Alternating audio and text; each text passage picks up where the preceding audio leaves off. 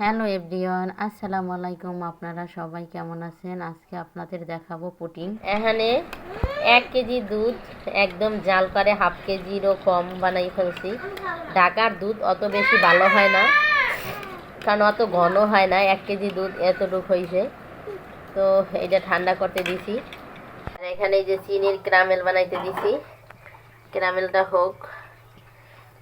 চুলার জালটা কিন্তু আমি একদম মিডিয়ামে রাখছি, একদম কম আছে। এই যে আস্তে আস্তে ফুটতে আছে, আর ক্যারামেল হইতে কিন্তু একটু লেট হবে, আস্তে আস্তে হইতে থাক।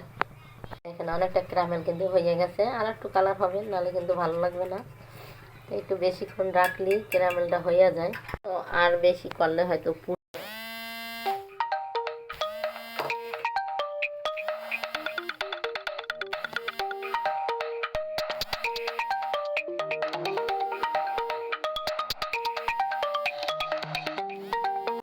তো এই যে দুধ, এই যে 2টা হাঁসের ডিম নিয়ে নিছি।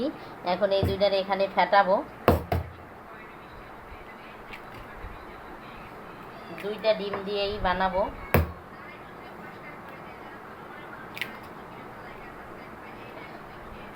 তো 2টা হাঁসের ডিম, এই 2টা আমি কাঁটা চামচে ফেটাই নেবো ভালো করে।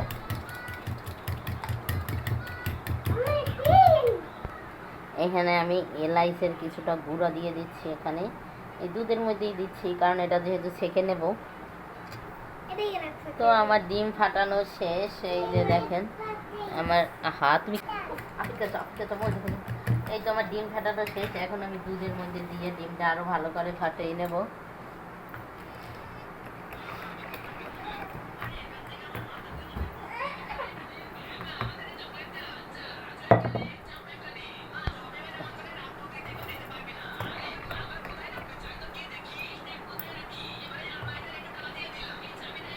তো এই যে দুধ আর ডিমটা ভালো করে মিক্স করে নিচ্ছি।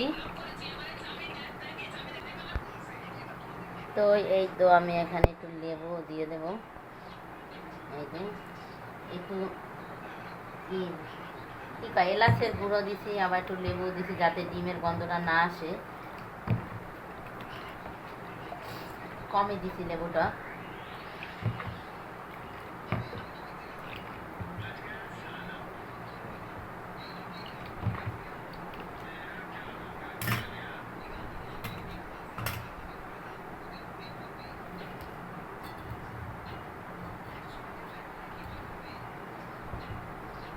তো এই তো আমি দুধটা এখন ছেঁকে নেব, ওই ক্যারামেলটার ভিতরেই রেখে দিয়ে দেবো।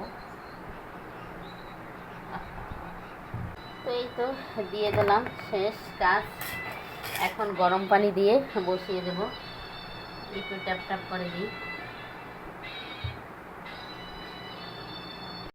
তো এই তো পুডিং বসানোর জন্য পানি দিয়ে দিছি, এর মধ্যে দিয়ে দেব 2টা টিস্যু পেপার।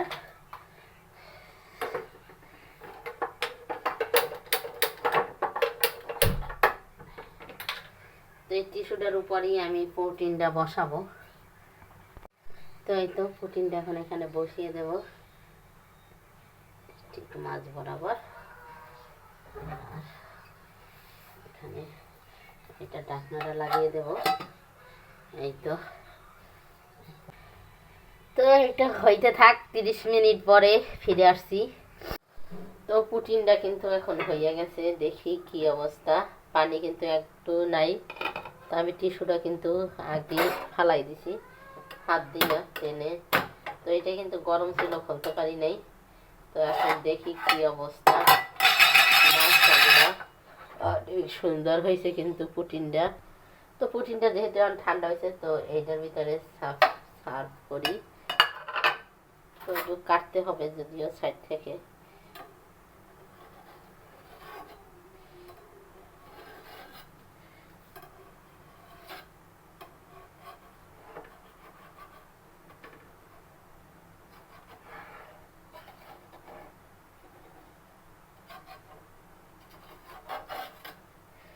আশা করি খুব ভালো হবে, জানি না কতটুকু ভালো হয়। বিসমিল্লাহ, বিসমিল্লাহির রহমানির রহিম।